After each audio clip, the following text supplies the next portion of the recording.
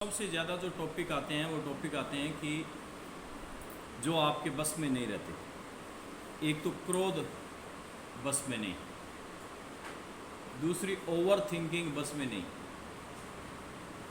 Over thinking का इतना ज़्यादा रोल है कि ये टिकने नहीं देती। एक सोच पे एक सोच पे एक सोच, ऐसे ऐसे ऐसे करते करते बारीक बारीक बारीक बारीक आप बहुत ज़्यादा अंदर पहुंच जाते हैं। फिर मन को परेशान कर लेते हैं। बातें करनी है बालाओं तो देखो आगे पीछे उधर ले जाओ, विष्णु जी के पास में, विष्णु जी ले जाओ इन दोनों बालिकाओं उधर। अर्पिता को तो उसको श्रेया को तो उसमें पानी में बैठाना ही है, ले जाओ। एक तो ओवर थिंकिंग और दूसरा टॉपिक आता है आपका क्रोध। क्रोध नियंत्रण नहीं है, तो क्रोध का नियंत्रण या ओवर थिंकिंग। और तीसरा टॉपिक ज़्यादातर आता है वो है कि एक जगह हम ध्यान टिका ही नहीं सकते। जब भी एक जगह ध्यान टिकाते हैं दूसरा, दूसरे से तीसरा। अभी जैसे मैंने बात करी तो मैंने कोई शब्द बोला तो आपने तट देने से पीछे देखा, आगे देखा, जबकि आपका इसमें किसी का नाम नहीं था, इन्वॉल्वमेंट नहीं था, लेकिन आपकी मजबूरी हो जाती है। आप सड़क पे भी खड़े हो जाएंगे तो महिला को, पुरुष को, गाड़ियों को देखते रहेंगे यूँ ही, उसको छोड़ के आएंगे पूरा यहाँ तक, कौन जा रहा है, कहाँ तक पहुँचाना है उसको। तो सारा आप यूँ बैठे बैठे घंटे भर, अगर आपको 10-15 मिनट भी बैठना पड़ गया तो आप पूरे, जब तक उनका डॉक्टरी मायना नहीं कर लेते तब तक आप टिकाव नहीं लेते। जबकि ये सारे वेस्टेज ऑफ एनर्जी है। ये ठीक ऐसे ही हो गया जैसे मोबाइल की टॉर्च लेकर के आप यूँ लगे रहें तो आपके मोबाइल की टॉर्च थोड़ी देर में ख़त्म हो जाएगी। ये सेम ही पैटर्न है। लेकिन मोबाइल वाली टॉर्च का तो ध्यान में रहता है कि इसके बैटरी डिस्चार्ज हो जाएगी, लेकिन हमारे वाली बैटरी का हमें पता नहीं चलता। और आपकी भी बैटरी ही है, सेम टू सेम। ये जो योगा है ये बैटरी को चार्ज कर रहा है। भीतर आपके प्रोटीन पड़ा है, चाहे फैट पड़ी है, ये दोनों मिलकर के आपकी शरीर की एनर्जी को जिस समय चाहिए होती है उस समय उपलब्ध कराते हैं। ये इतना ही काम करते हैं। आप जो रोटी रोज़ खाते हैं, सब्जी लेते हैं या दूध लेते हैं, दही लेते हैं, जो भी छाछ लेते हैं, ये सारे सामान जो है, फ्रूट या जो भी XYZ जो भी चीज़ भीतर जा रही है मुंह से, वो सभी आपके शरीर में इस बैटरी को चार्ज करती है। और ये यथा समय काम आनी चाहिए। कब काम आनी चाहिए? जब आपको अपना मतलब सिद्ध करना हो। मतलब जैसे मान लीजिए आपको बाज़ार जाना है तो आपको उस समय ऊर्जा काम आ जाए। नहीं, आपको कोई खड़े होकर के इधर उधर कोई सामान का काम करना है तो काम कर सकें। आपको कोई चेयर ऑफिस पर बैठना है तो काम कर सकें। आपको कहीं ऊर्जा लगानी है तो आप ज़्यादा ऊर्जा लगा सकें। ये तो है आपके प्रोडक्टिव वर्क। और गैर प्रोडक्टिव वर्क ये है कि कुछ भी गाना सुना उस पर फोकस, कोई दृश्य दिखा उस पर फोकस, कहीं कोई बैठ गया और कोई आकर के पास में बैठ गया तो पूछ लेंगे नाम क्या तेरा, बाप का नाम क्या, तेरी माँ का नाम क्या, तेरा ननियाल कौन सा, तेरा ससुराल कौन सा, तेरा पीर कौन सा। आज तक आपके डिग्री में कहीं एक भी याद नहीं है आपको। और पूछने में आपने कसर छोड़ी नहीं, किसी ने नहीं छोड़ी। शादी में जाते हो तो 100 जनों से परिचय, बाहर जाते हैं तो 1000 जनों से परिचय, लेकिन एक का ही अगर आपसे अभी पूछ लिया जाए ना कि आपका इनमें से किसी का ध्यान है, तो वही ध्यान है जो 4-5 आपके नज़दीकी रिश्तेदार हैं। इसके अलावा कुछ भी ध्यान नहीं। लेकिन द उल्टी सीधी बातें ऐसी कराएंगे जैसे कुछ नहीं। मतलब वेस्टेज ऑफ एनर्जी इसको कहते हैं। ये एकदम क्लियर कट है। फिर जब आपको वक्त जरूरत पड़ती है ऊर्जा की, उस समय आप ये गर्दन रेड़े हुए पड़े होते हैं कि नींद आ रही है, हार्ट आ रहा है, सुस्ती आ रही है, उस समय यूज ही नहीं होती। पावर सेविंग मोड आपके शरीर में भी है और पावर सेविंग मोड आपके मोबाइल में भी है। आप वाला पावर सेविंग मोड ऑन करते नहीं, दूसरों वाला का छोड़ता नहीं। मोबाइल वाले का तो बड़ा ध्यान रखते हैं कि किसने कितने कितने ऐप चलाने हैं कि नहीं चलाने, यहाँ पर ध्यान में नहीं रहता। तो हम कई चीज़ों पर काम करते हैं। योग में इस जो स्थिति है इसका नाम है प्रत्याहार। प्रत्याहार कहते हैं कि जब आपकी इंद्रियों को, इंद्रियां कौन सी है? जिनसे आप काम धंधा करते हो, आँखों से देखते हो, कानों से सुनते हो, जीवा से बोलते हो, नाक से सूंघते हो, हाथ और पैर चलने फिरने के काम आते हैं। तो ये जितने भी इंद्रियां हैं, 5 ज्ञानेंद्रियां और 5 कर्मेंद्रियां, ये 10 की 10 जब आप अपने रोक लेते हो, ठीक ऐसे ही जैसे कछुआ अपने समस्त अंगों को जब जरूरत नहीं होती तब क्या करता है? समेट करके यूं, और ठाठ से कीचड़ में पड़ा रहेगा। और कितने दिन तक पड़ा रहेगा? महीनों की लिमिट नहीं है। 1 महीने, 2 महीने, 6 महीने, जब तक बरसात नहीं होगी, ढंग से पानी नहीं आएगा, तब तक वो तो अंदर से नहीं निकलेगा, उसने सारी ऊर्जा को समेट के रख लिया। इसलिए कछुए की आयु जो रहती है वो 380 वर्ष, 400 वर्ष और कई कई हज़ार वर्ष के भी अभी खोज करके बताए हैं वैज्ञानिकों ने। तो 380 या 200 से ऊपर साल जीना कोई छोटी मोटी चीज़ नहीं है। अब उसका गणित क्या है, उसकी जो संरचना है वो ये ऐसी है कि प्राण चलता है उसका बड़ा सूक्ष्म धीमी गति से और नहीं के बराबर ही चलता है। यानी कि जब वो सुषुप्ति अवस्था में है तब उसकी प्राण की गति बहुत धीमी रहेगी, तो ऊर्जा क्षय होता ही नहीं। ऊर्जा क्षय नहीं होती तो उसको भूख लगती नहीं, भूख लगती नहीं तो अंदर रिजर्व कोटे से ही वो काम चलाता रहेगा लंबे समय तक। ठीक है, ऐसे ही जैसे आपके पास एक बोतल पानी हो और आपको सारा दिन निकालना हो, फिर आप क्या करेंगे, सीप सीप सीप सीप, काफ़ी बार तो पिएंगे ही नहीं, काफ़ी बार उसको आप बचाते जाएंगे, ढोलने का तो सवाल ही नहीं। और यदि आपके पास में 50 लीटर पानी पड़ा है और आपको शाम तक निकालना है तो उसी से मुंह धो लेंगे, उसी से हाथ धो लेंगे, उसी से नहा लेंगे। थोड़ा सा उसमें कचरा दिखा तो दह मार फेंकेंगे उसको, हल्का मच्छर दिखा तो आपने पूरा का पूरा लोटा फेंक देना है बाहर के पानी का। सेम टू सेम ही ये गणित आपके शरीर पर लागू होता है कि आप जितनी एनर्जी को सेव करते हैं उतनी ही फिर ये उस समय विस्फोटक स्थिति में पैदा होती है जिस समय इसकी ज़रूरत होती है। चाहे वो किसी भी क्रिया में हो, हर जगह पर ऊर्जा का फुल उपयोग होता है, चाहे फिर बातचीत करने में हो, चाहे खाना खाने में हो, चाहे फिर चलने में हो, चाहे वो पढ़ने में हो, चाहे देखने में हो। हर एक क्रिया जो है ऊर्जा के बिना संपादित ही नहीं होती है। हम क्या होते हैं कि उस समय तो डिले होकर के पड़े होते हैं और जिस समय नहीं हो उस समय अपनी फुल ऊर्जा को अपने वेस्ट करते रहते हैं। तो एनर्जी सेविंग। अब आ जाते हैं इन चीज़ों को सेव कैसे करें। अब इसके साथ में टॉपिक दूसरा जुड़ा हुआ है जो अभी आया था कि हमारा ध्यान नहीं रहता, हम यहाँ होते हैं यहाँ खिसक जाएंगे, यहाँ होते हैं इधर चले जाएंगे, उधर चले जाएंगे, मतलब टिकाव नहीं आता।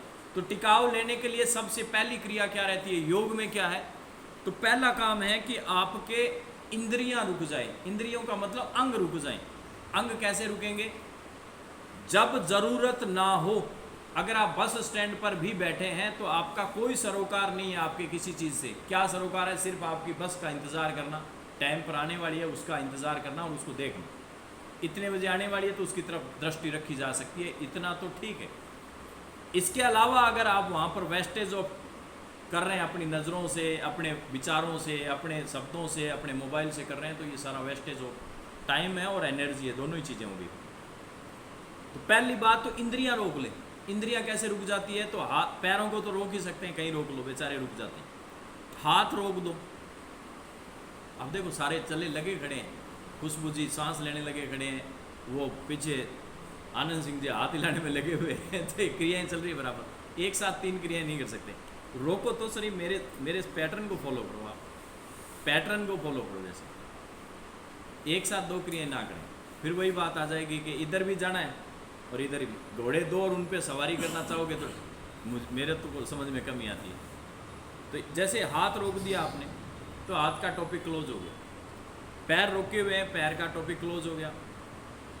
कान एक सुनने के लिए चाहिए इस समय तो ठीक है, देखने के लिए आपको ज़रूरत नहीं है तो आंखें बंद कर लें। आंखें आप बंद कर लें।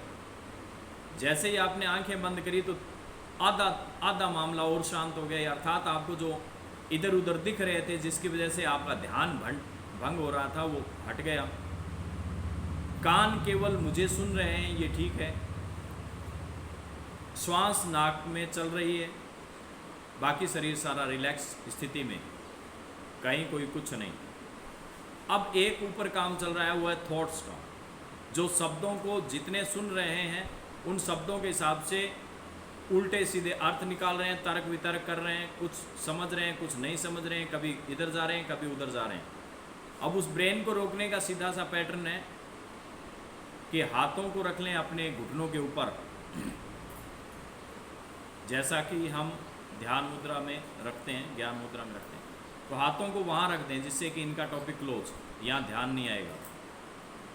अब दूसरा काम हो गया कि शरीर के बाकी अंग आपके सुसुप्त हैं, अपना पूरा ध्यान पंखों की जो आवाज़ चल रही है उसको सुनने में लगा दें कि कितने पंखे चल रहे हैं और कितनों की आवाज़ आ रही है। पंखों पर पूरा ध्यान केंद्रित कर दें, जो हवा की सूं सूं सूं सूं की आवाज़ें आ रही है, उस आवाज़ पर ध्यान केंद्रित करें। फिर वो जो हवा आपको स्पर्श कर रही है, आपके हाथ पर स्पर्श कर रही है, देखो हाथ के भीतर से यूँ निकल रही है, जैसे पानी, जैसे पानी के देख सकते हैं लेकिन हवा देखी नहीं जा सकती, महसूस करी जा सकती है। स्पर्श कर रही है त्वचा पर, तो आपके हाथों के बीच से निकल रही है, कभी चेहरे पर उसकी हवा का झोंका लगता हुआ महसूस हो रहा है, कभी पीठ पर लग रहा है। तो हवा के झोंकों को अपने शरीर पर महसूस करें, और हवा के झोंके जो लग रहे हैं तो आपका पसीना जो है ठंडक दे रहा है, आपको ठंडक का एहसास हो रहा है। और पंखों पर पूरा ध्यान रखें कि पंखे कितनी एक अलग सी ध्वनि पैदा कर रहे हैं। इस ध्वनि का अंदाज़ा लगाने का प्रयास करें कि ये ध्वनि है काय की, ऐसी क्या ध्वनि होती है।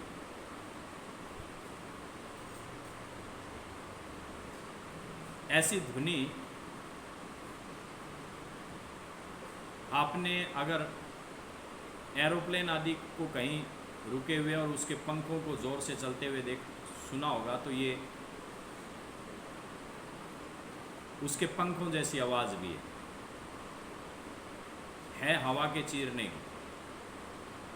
इसके बाद में यही ध्वनि आप जब अपनी मोटरयान में यात्रा करते हैं, कार आदि में यात्रा करते हैं, तो बाहर इतनी ही स्पीड से आपकी गाड़ी हवा को चीरती है, तब भी सेम टू सेम ऐसी ही आवाज़, ऐसी ही हवा का झोंका बनता है।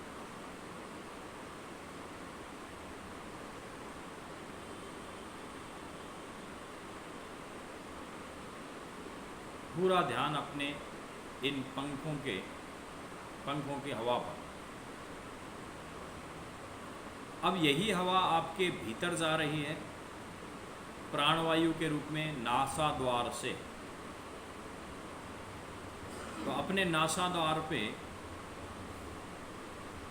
अपने नोज टिप पर फोकस करेंगे और वहाँ से इस नाक से जो श्वास भीतर जा रही है,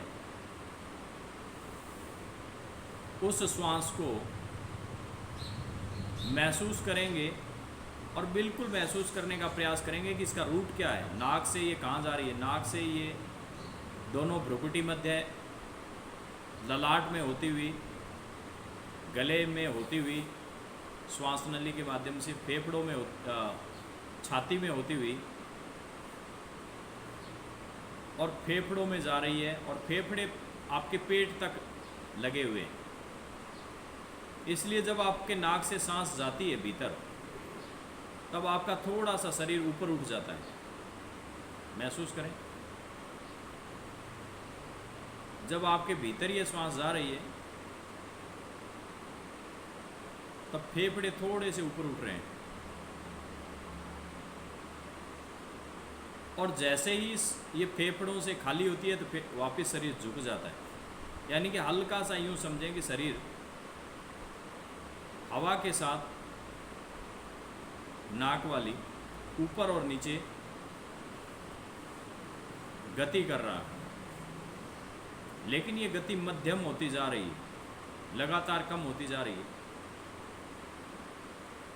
बहुत कम श्वास की आवश्यकता पड़ रही है।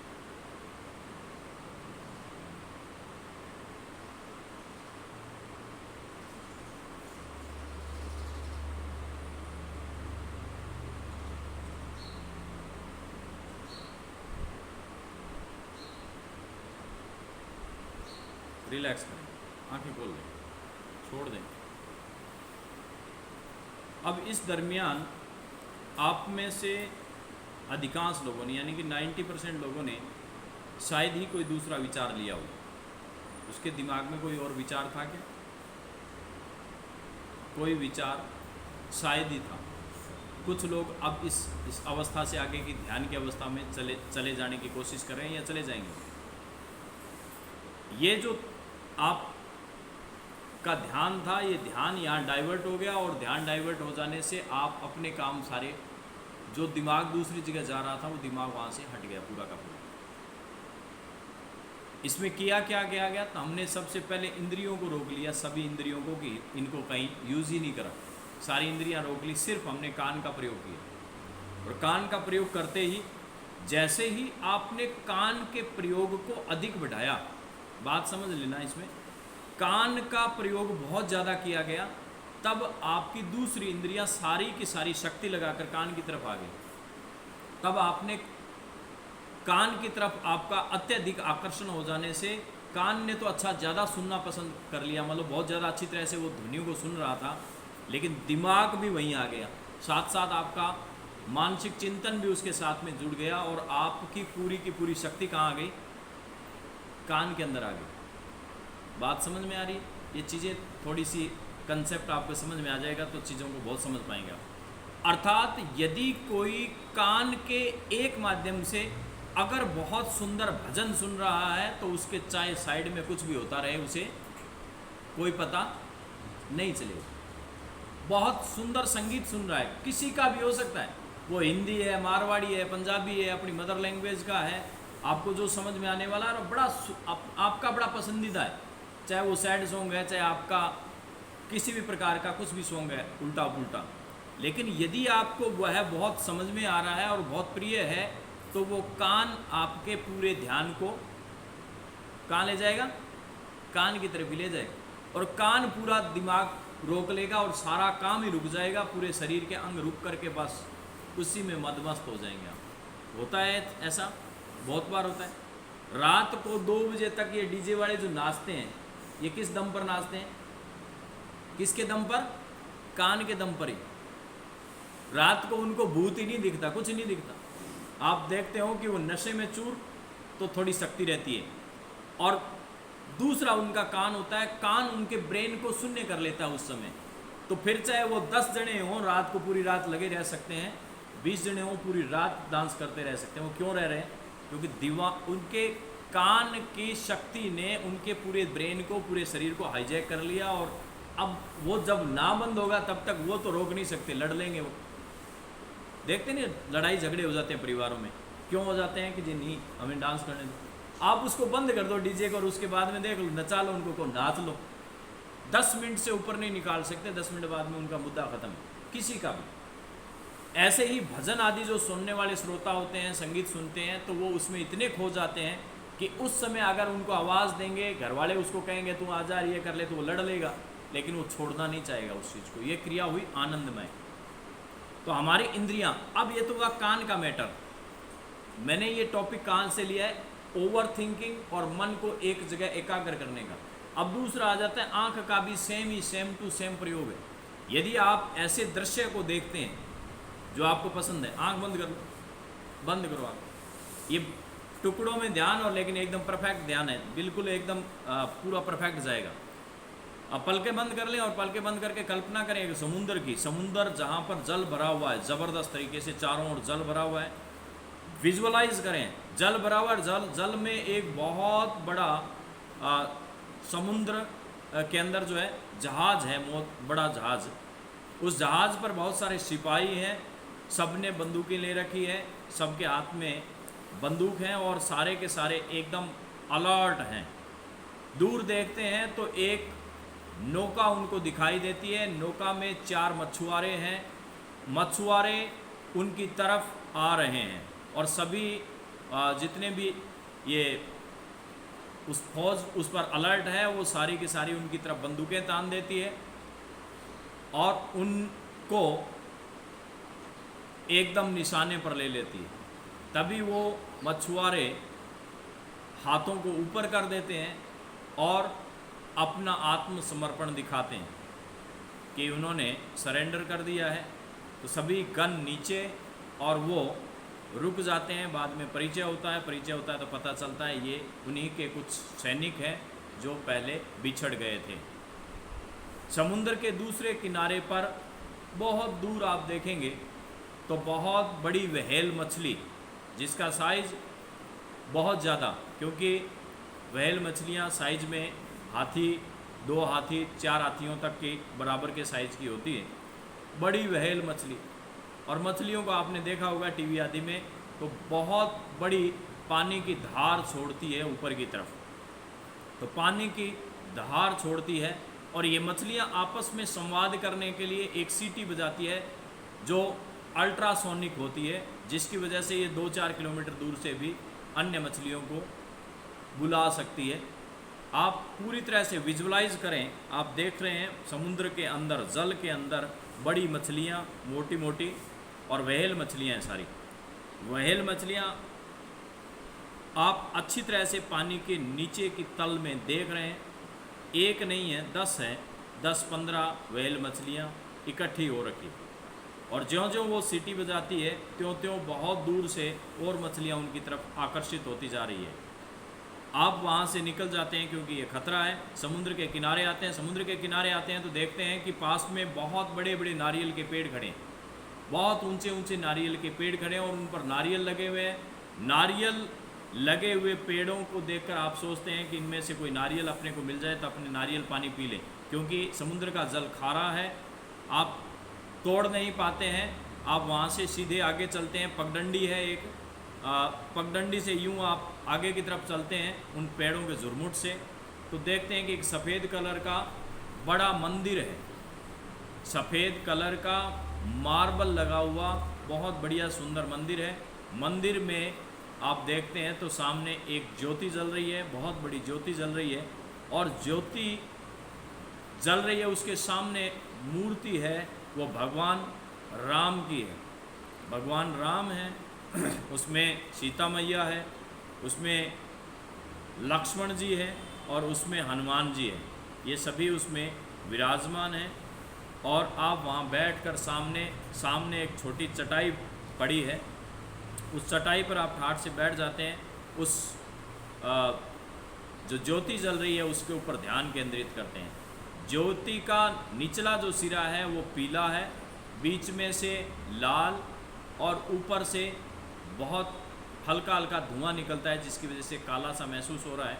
तो ज्योति को आप अच्छी तरह से देख रहे हैं और उस पर आप त्राटक करने लगते हैं।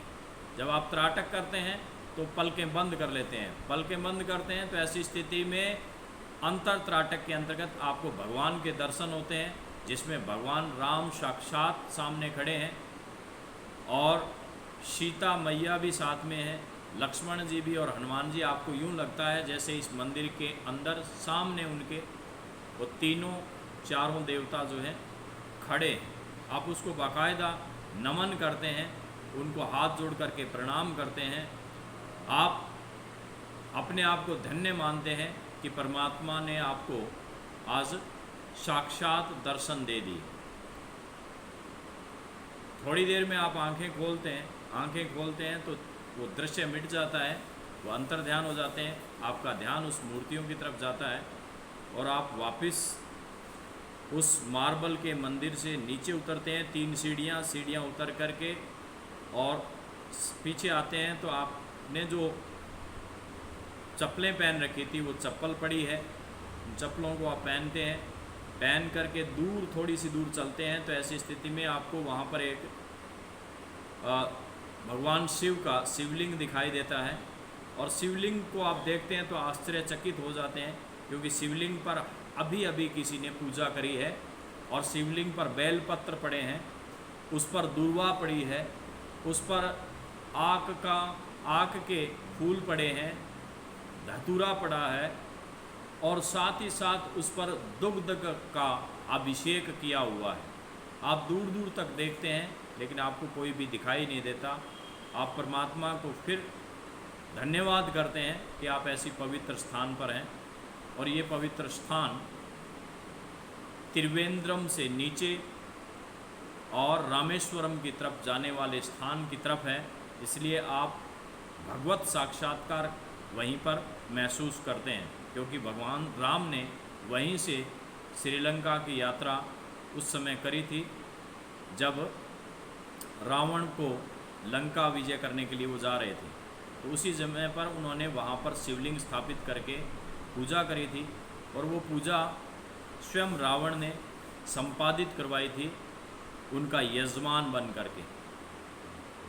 तो उस परमात्मा का नमन कर लेंगे, रिलैक्स कर लें, छोड़ दें, आंखें खोल लें। अब ये जो ध्यान है ये आंखों का विजुअलाइजेशन से ध्यान गया। हमने कान का प्रयोग नहीं किया, हमने किसका प्रयोग किया? विजुअलाइज किया है आंखों से। आप पूरी तरह से ध्यान में थे। यही ध्यान मेडिटेशन क्रिएट करता है, यही ध्यान भक्ति क्रिएट करता है। इसी से परमात्मा के साक्षात्कार भी इसी से होते हैं। जितने भी भक्त आदि होते हैं, तो जब आप नाम जाप करते हैं, अब आँख खुली रख लें, ये पैटर्न समझ में आ गया आपको कि जब आप उसके अंदर अंदर अंदर जाते जा रहे हैं। क्या आप इस समय घर पे गए थे क्या? यहाँ पर कोई भी बैठा है वो घर पे गया, कहीं दूसरा विचार आया उसके, कोई इधर उधर की कोई सोची उल्टी सीधी आपने, जो अभी आप पहले इससे पहले सोच रहे थे? मेरे हिसाब से नहीं। जबकि आपके पैर, आपका शरीर जवाब दे रखा था, आपको शून्य हो रहा था, इधर उधर आप पैर भी कर रहे थे, लेकिन आपका ध्यान भंग नहीं हुआ। समझ में आई ना बात? ध्यान वहाँ का वहीं था। आप चाहे पैर कहीं थे, आपका हाथ कहीं था, उससे कोई सरोकार नहीं। अन्यथा ऐसे ही अगर आपको अभी आंख बंद कर बैठा देंगे ना, तो आप जैसे इनके खुजली आएगी तो आपको खुजली पहले आ जाएगी। इनकी खर खर सुनते ही आप चिड़चिड़े हो जाएंगे कि ये क्या कर रहा है, ये खांसा कैसे, ये बोला कैसे। समझ गए? तो यहाँ पर दो चीज़ें गई। कौन कौन गया? एक तो गया आपका ब्रेन चला गया साथ साथ, क्योंकि थॉट प्रोसेस चल रही थी, और साथ में हम ले गए आंखों को, विजुअलाइज करा रहे थे बार बार, तो वहाँ चली गई। अब ये तो हो गए दो चीज़ें जिनके माध्यम से। अब इसका प्रयोग भक्ति में करते हैं। भक्ति मार्गी लोग जो है, भक्ति में लाभ नहीं मिलता। भक्ति करते हैं ना, भक्ति में लाभ नहीं मिलता। भक्ति में लाभ सारे करते हैं, पूजा उन वो, और शिकायत एक ही रहती है, भगवान मेरा ध्यान नहीं रखता। थोड़े लोग होते हैं जो कहते हैं कि मेरा पूरा ध्यान रखता, पूरा ध्यान रखता है, वो थोड़े हैं। ध्यान नहीं रखता ये वाले ज़्यादा हैं कि मैं भक्ति करती हूँ, मैंने पाप नहीं किया, मैंने ये नहीं किया, मैंने वो नहीं किया, मेरे को कष्ट क्यों। तो कष्टों का संबंध तो पूर्व जन्म से है, लेकिन भक्ति का सही तरीका ये है कि जब आप जो करें उस समय वो करें। जैसे अब मैंने आंखें खुली रख लीजिए, मैंने बोला शिव, तो दिखा आपको क्या? शिव। मैंने बोला कृष्ण, राम, लक्ष्मण, हनुमान। आप जब उस पर ही केंद्रित हैं और दूसरी जगह पर आपका ध्यान नहीं जा रहा है, तो वो भक्ति उस जगह पर चलती रहेगी। अब आंखें बंद कर लें आप। अब आ जाएगा जीभ का प्रयोग। पहले हमने किया कान का प्रयोग, बाद में किया आंख का प्रयोग और ब्रेन का प्रयोग। अब हम कर रहे हैं जीभ का प्रयोग। यहाँ पर आंख बंद कर लें।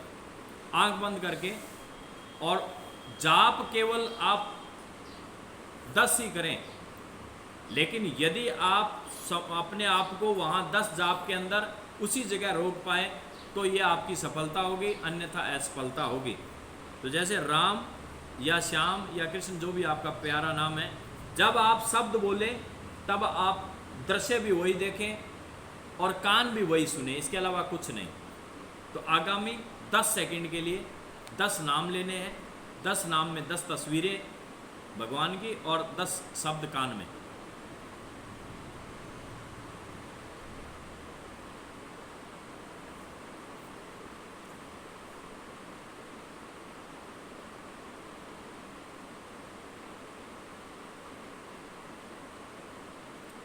रिलैक्स कर लें।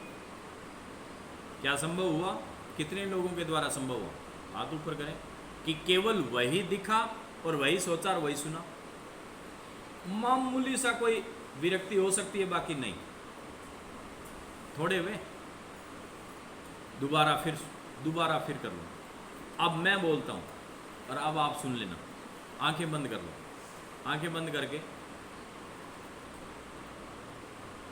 राम, राम का धनुष, राम की खड़ाऊ, राम का पीताम्बर, राम का चलना, राम का बोलना, राम के साथ सीता, राम और राजा जनक, राम और दशरथ, राम और लक्ष्मण, राम और हनुमान।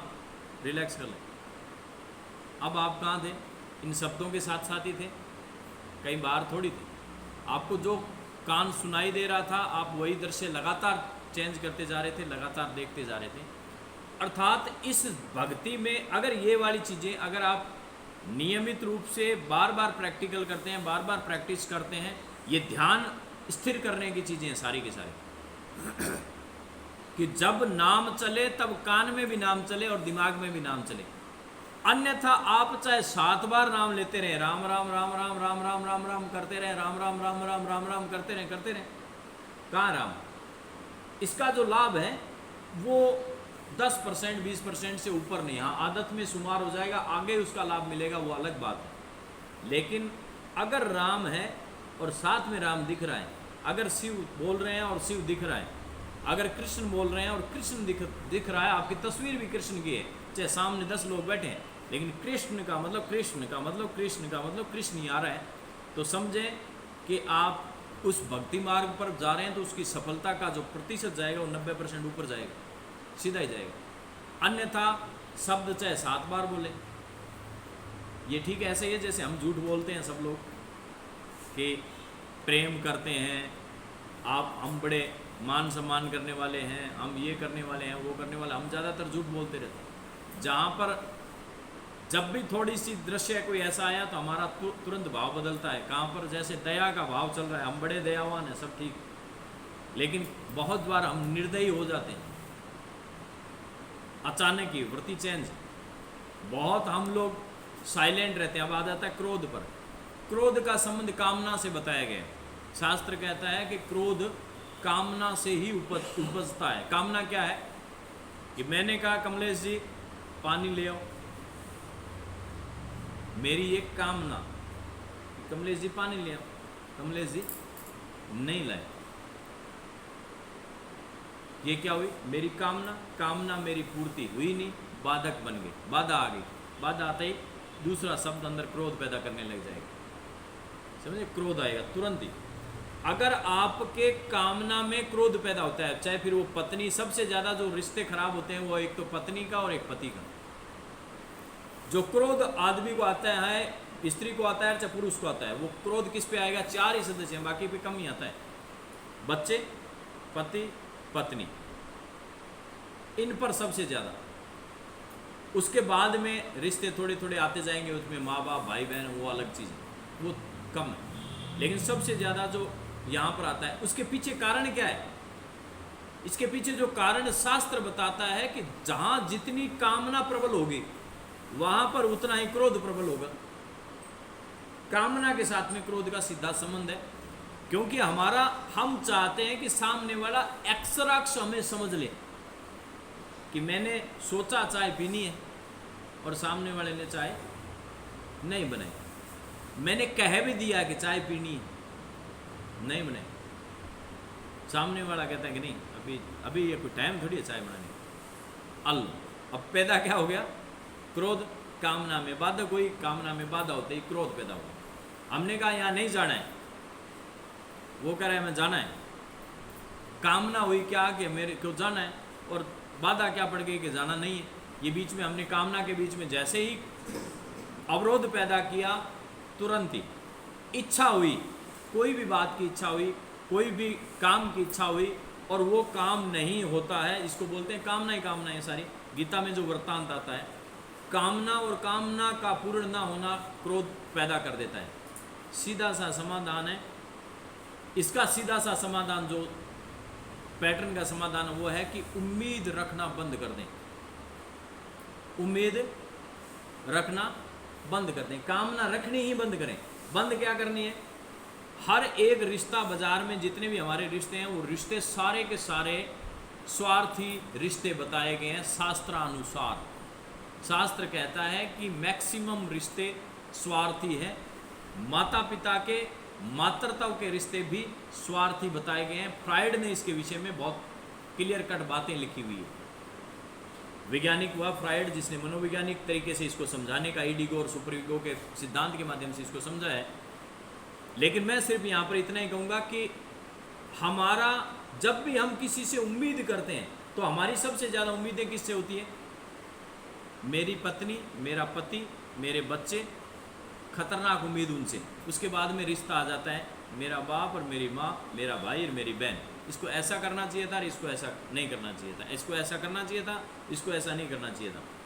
बस अब इनके द्वारा अगर वैसी चीज़ें नहीं की जा रही है तो हमारे पास में दुख, हमारे पास में क्रोध और हमारे पास में विकार पैदा हो जाते हैं। दूसरे चाहे कुछ ना करें, दूसरे चाहे संसार वाले उल्टे सीधे कुछ भी करते हैं, हमें कोई तकलीफ नहीं, हम जाकर उनका समर्थन कर लेते हैं। कोई कुछ भी कर रहा है उल्टा सीधा, उनके साथ में समर्थन, लेकिन हमारे घर के सदस्य ऐसा ऐसा ऐसा करें। ये आपकी इच्छा हुई, आपकी कामना ही तो हुई, इच्छा ही तो हुई। अगर इच्छा को पूरा नहीं किया गया तो ऐसी स्थिति में अवरोध पैदा हो जाएगा। मेरा यहाँ पर पैटर्न सीधा सा क्लियर कट कि कामना रखनी बंद कर दें। बार बार प्रयास करेंगे तो ये हट जाएगी। क्या बेटी है, आपका काम है, बेटी जन्म हुआ है आपके घर में, ठीक, जन्म हो गया, जन्म होने के बाद में आपका दायित्व जो बनता है, लालन पालन कर रहे हैं आप, उसको रोटी दे रहे हैं आप, उसकी सुरक्षा कर रहे हैं, उसका जितना भी पढ़ाई लिखाई की व्यवस्था कर रहे हैं, इतना तो है, ठीक। उसके बाद में ज़्यादा मोह बच्ची में नहीं होना चाहिए, ना तो बेटी में ना तो बेटे में। ये मेरा बेटा, ये बड़ा होगा और बड़ा होकर के इसको नौकरी लगा दूंगा, नौकरी लगा करके ये करेगा और वो करेगा, फिर मेरी सेवा और मेरी चाकरी, फिर उसकी बुआ आएगी, बुआ आकर मेरा ये करेगी, बेटा ये करेगा और बेटी ये करेगी।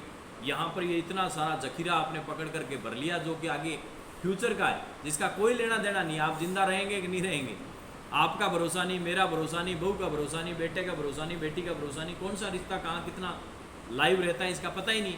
और फिर हम उसके साथ में एक लंबा चौड़ा बढ़ा लेते हैं, और फिर उसमें जहाँ जहाँ पर भी बाधा पड़ती है तो हम लोग उनके साथ में दुख होता है, और दुख के साथ में क्रोध, और दुख के साथ में बहुत सारे और क्रियाएं पैदा होने लग जाती है। सीधा ही संबंध बड़ा प्रैक्टिकल है, शास्त्र में भी भक्ति में भी। और शास्त्र में तो क्लियर कट लिखा है कि आपको मोह रखना ही नहीं है, मोह रखना ही नहीं है। मोह के किससे है? तो मोह केवल धन से नहीं होता है, मोह बच्चे में भी होता है, बेटी में भी होता है, बेटे में भी होता है, पति में भी होता है, पत्नी में भी होता है, माता पिता में भी होता है, सब में मोह ही मोह होता है। और मोह से आप उड़ जाते हैं, आपका कर्म बंधन बन जाता है, और कर्म बंधन बनने से अगले जन्म में फिर आप उसके हिसाब से जन्म लेते हैं, ये अगले जन्म की। लेकिन अगले जन्म में जाने की जरूरत नहीं, अभी आज ही दुख मिल रहा है उससे। जितना ज़्यादा मोह होगा, जैसे मेरी पत्नी है, उसको सुबह उठ करके योगा करना चाहिए, आप में एक इच्छा जागृत हुई, क्यों? कि वो स्वस्थ रहे। आप सोच बहुत अच्छा रहे, वो स्वस्थ रहे, वो अच्छी रहेगी तो घर में शांति रहेगी, तो ये रहेगा वो रहेगा, उसकी तबीयत खराब रहती है, बार बार दवाई लेनी पड़ती है, ये आपकी इच्छा है, आप अच्छा सोच रहे हैं, भगवत सोच रहे हैं। लेकिन अगले वाले की प्रवृत्ति ऐसी है ही नहीं, वो आलसी है, या उसके मन में ऐसा विचार ही नहीं है, या वैसा भाव जागृत ही नहीं हुआ है। और अब आप उसके साथ में इस बात को लेकर के क्रोध करते हैं कि नहीं जाना ही पड़ेगा, नहीं जाना ही पड़ेगा, नहीं जाना ही पड़ेगा। और ऐसी स्थिति में घर में कलह पैदा हो जाती है। फिर चाहे वो पत्नी की बात हो, चाहे पति की बात हो, चाहे बच्चे की बात हो, चाहे बेटी की बात हो, बेटे की बात हो, इन बातों को हम अपने तरीके से रख सकते हैं सामने वाले को कि ये एक तरीका है जिसके माध्यम से हम स्वस्थ हो सकते हैं। लेकिन यदि आप बार बार उसको लेकर के आपकी इच्छा को पूर्ण करना चाहते हैं तो गलत। कुछ भी है, ना पत्नी से कोई आपको इच्छा रखने की जरूरत, ना पति से कोई इच्छा रखने की जरूरत, सब मतलबी संबंध है, इसके अलावा कुछ नहीं है। जिस पति अभी वर्तमान काल में इसका सीधा सा घटनाक्रम चल रहा है, भगवान ने तो पहले लिख दिया था कि जिस भी पत्नी को लगता है कि पति काम का नहीं है, शादी बढ़िया करी है, एकदम घराने में कर लेती है, पत्नी बाद में छोड़ देती है पति को, इस संदर्भ में कि जी कमाता धमाता नहीं है। एक पैटर्न, ये तो बोलना नहीं आता है, दूसरे पैटर्न इस पे छोड़े हुए, ये तो भोला है, पैटर्न छोड़ दिया, ये तो समझदार ज़्यादा है, सारा दिन ही नानू ऐसे उल्टे सीधी बातें करता है, छोड़ दिया। तलाक का कारण, ये तलाक के जो कारण आ रहे हैं, इन कारणों में कोई अनगिनत कारण हैं जिनका कोई आप अंदाज़ा ही नहीं लगा सकते किस माध्यम से तलाक हो रहे हैं। पत्नियों के भी ऐसा ही हाल है और पतियों के ही ऐसे हाल हैं। अपने यहाँ पर कम से कम 20 लोग हैं मेरे पास में, अभी वर्तमान में 20 ऐसे लोग पूरी तरह से हताश और परेशान हैं कि करें क्या। और जबकि मैं उन ज़्यादातर लोगों के पति या पत्नियों को जानता हूँ, उनकी स्थिति इतनी खराब नहीं, लेकिन बस मन में बैठ गए कामना, समझ गए, कामना, इच्छा कि ऐसा होना चाहिए। कैसा होना चाहिए? कि जैसा दूसरी वाला है या तीसरी वाला है या चौथे वाला है, ये संसार वाले कोई ये कर रहे हैं, कोई वो कर रहे हैं। और पुराने टाइम में क्या था कि चाहे, अच्छा ये तो हुई पति पत्नियों की बात, बच्चों के साथ में भी ये है, लूले लंगड़े पैदा हो जाते हैं, कई बार कोई आंखें, कई बार पैरों में डिफेक्ट पैदा हो जाते हैं, ऐसे बच्चे बहुत हो रहे हैं वर्तमान काल में। बीमारू बच्चे पैदा हो जाते हैं, जन्मजात ही बीमार पैदा हो जाते हैं। हम बड़े परेशानी में आ जाते हैं उन बच्चों के कारण कि करें क्या, संकट में आ जाते हैं। जबकि भगवान देता है ये सारी चीज़ें आपको, चाहे जैसा भी दे रहा है वो भगवान की इच्छा है। उसने आपको थोड़ा दुख देना है, थोड़ा कष्ट देना है, तो ऐसा बच्चा भी दे सकता है, दे देता है।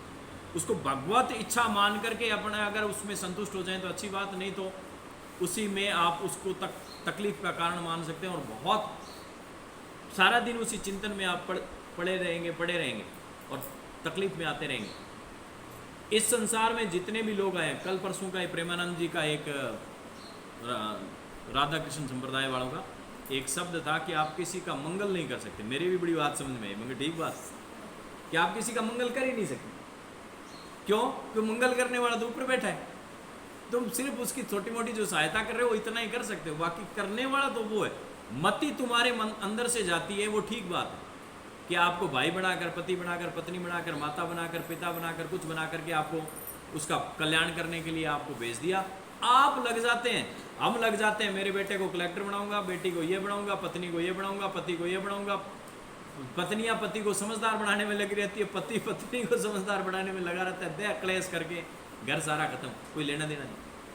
जो जिस है हाँ, जो जैसा जिसने, अगर भगवान अगर गीता को मान ले तो बात ठीक है, ना माने तादे दूरी मानो ही मत। मैं इसको पूरा मानता हूँ कि इसमें जो लिखा है वो अक्षरक सत्य है। इसमें क्लियर कट लिखा है कि जिसके तकदीर में धक्के लिखे हुए हैं वो धक्के ही खाएगा, आप उसको बचा नहीं सकते। और जिसके तकदीर में राजनीति लिखी हुई है, राजा बनना लिखा हुआ है, उसको रोक नहीं सकते, वो राजा बनेगा ही बनेगा। आप चाहे उसके चारों ओर दीवारें बनाते जाएं, वो रुकेगा नहीं। उसको चाहे अभाव है, चाहे कुछ नहीं मिल रहा है, लेकिन वो तो जाकर के नौकर रह करके, वो बैरू सिंह शेखावत के एक चाय बनाता था या खाना बनाता था, कौन था, एक बंदा था, और बाद में वो एमएलए बन गया। कुछ नहीं, वहाँ उसका काम था रोटी पानी बनाना, और बाद में वो कहीं दूसरी जगह का एक एमएलए। ऐसे दसों उदाहरण है, एक नहीं है, दसों उदाहरण है। जो किसी के पास बैठ गाड़ी चला रहा है, वो ड्राइवर था, उसका जाकर के एमएलए, कोई एमपी बन गया, कोई कलेक्टर बन गया, कुछ बन गया। कोई कलेक्टरों के पास या इनके पास में नौकरी करने के लिए जाते हैं, 4th क्लास की नौकरी करता है, बाद में पता चलता है वो थानेदार बन गया। मतलब भाग्य अगर किसी का चमकना होगा तो उसकी कोई रोक नहीं सकता। और अगर भाग्य में नहीं लिखा है तो आप चाहे बेटी है, बेटा है, पत्नी है, पति है, कुछ नहीं, सारे कलेक्टर, इंजीनियर और डॉक्टर बनाने में तुले हुए हैं हम सब माता पिता। कितने के निकल रहे हैं? 100 में से निकालोगे तो 3% नहीं आता, और बनाने में 97% लगे हुए हैं। पैसा सारे झोंक रहे हैं, सारे LNM, सारे बड़े बड़े इंस्टीट्यूटों में लगा करके जोर लगाए खड़े। हाँ, उसको सुविधा चाहिए, आप दे सकते हैं उसको।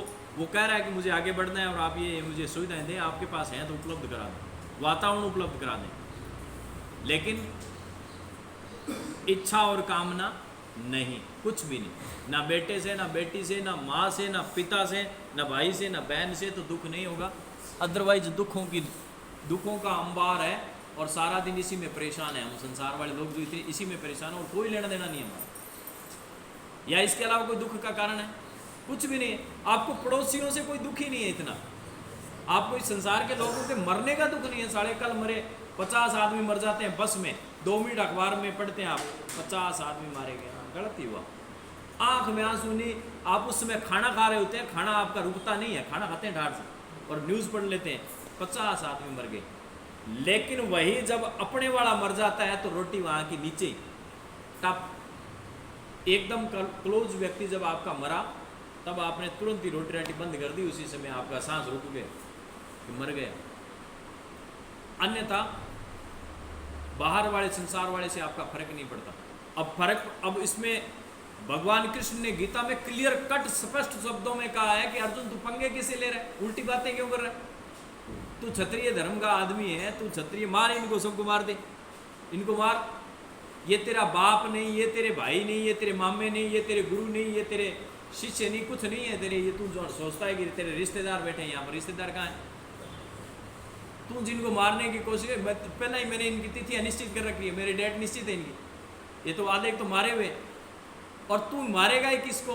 ये शरीर थोड़ी मरने वाला है, भी शरीर है इसका तो कुछ नहीं, खोड़ है। तो आत्मा मरेगी नहीं, आत्मा तो अजर अमर है, उसको ना जला सकते, ना गला सकते, ना काट सकते, ना सुखा सकते। लिखा है कि नहीं लिखा है? कहीं उसमें शक शुबा लगता है? पढ़ रहे हैं, लेकिन हम आत्मसात कर लें अपनी बात, जो सिर्फ इतने एकदम क्लियर कट लिख रखी है, आत्मसात कर लें, दुख का कारण ही नहीं है। अच्छा, फिर सुख ही सुख। जब आप किसी से उम्मीद नहीं करते हैं तो बड़े सुख है, जब आप किसी से कोई इच्छा नहीं रखते हैं तब बड़े सुख है।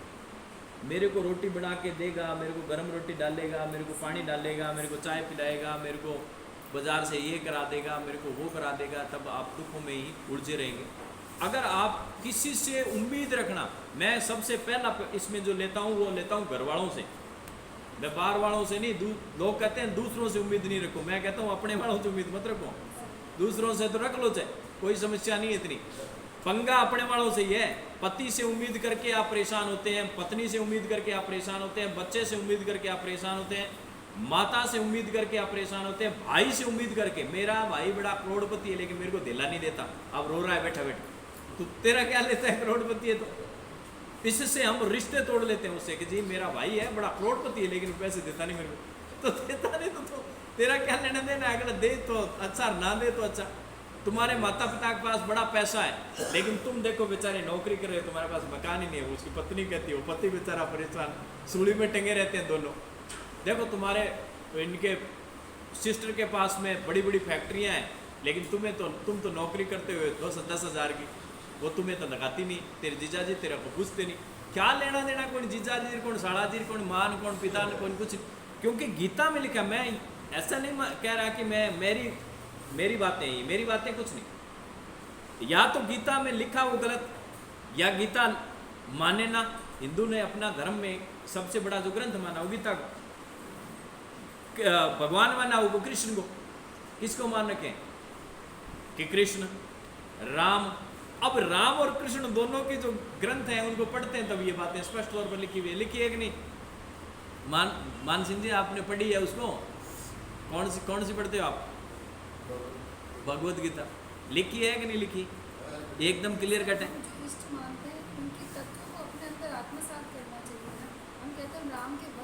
हाँ, कोई मतलब नहीं, सही बात है भाई। यदि आप जिसका भी आप अपने आप को मानते हैं, शिष्य मानते हैं, जिसका भी डिवोटी मानते हैं, उसके अगर आपके अंदर गुण आ ही नहीं रहे तो राम राम कहने से कोई फायदा नहीं। इसमें जो लिखा है ये कई बार अपने यहाँ इसमें भी थोड़ी सी अतिशयोक्ति आ जाती है कि कई बार जाप चालू कर लेते हैं अपने, राम राम राम राम राम राम राम राम लगातार जाप करते हैं, गोमुखी लेकर के भी जाप करते हैं, ठीक बात है। लगातार जाप करने के व्रति पैदा होगी, व्रति से उसमें आध्यात्मिक रुचि पैदा होगी और उस जैसे आप हो जाएंगे, ये एक रूट है इसका। लेकिन जैसा है वैसा अगर अपने होने के लिए बराबर प्रयास नहीं करते तो फिर मतलब नहीं। क्योंकि राम का चरित्र पढ़ने का मतलब क्या हुआ? राम क्या लिखा है? रामचरित्र मानस। कांड कितने? तो 7। 7 कांडों में अगर कुछ लिखा है बाल्यावस्था के बारे में, वृद्धावस्था के बारे में, युवावस्था के बारे में, वैराग्य के बारे में, संसार संन्यास के बारे में, इनके बारे में अगर एक लाइन लिखी है तो उस बात को मनाने के लिए लिखी है कि आप लोग इसको स्वीकार कर लें। भगवत गीता में रोटी का लिख रखा है कि कौन सी भोजन कौन सा सात्विक है, तामसिक है, राजसिक। उन्होंने दान के बारे में लिख रखा है कि सात्विक दान, राजसिक दान, तामसिक दान।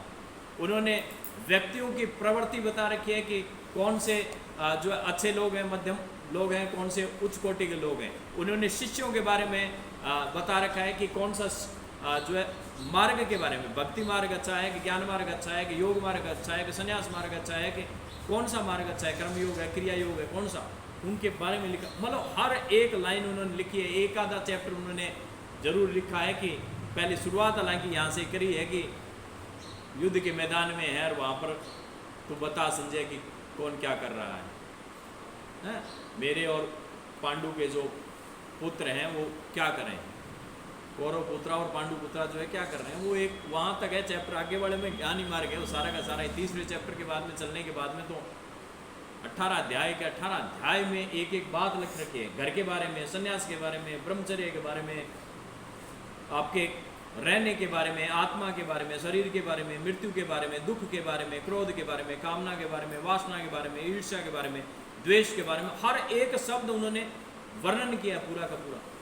मानना एक नहीं, अब कहते हैं दुख है, तो दुख नहीं, कुछ नहीं। और इनको एज इट है, हाँ, दुख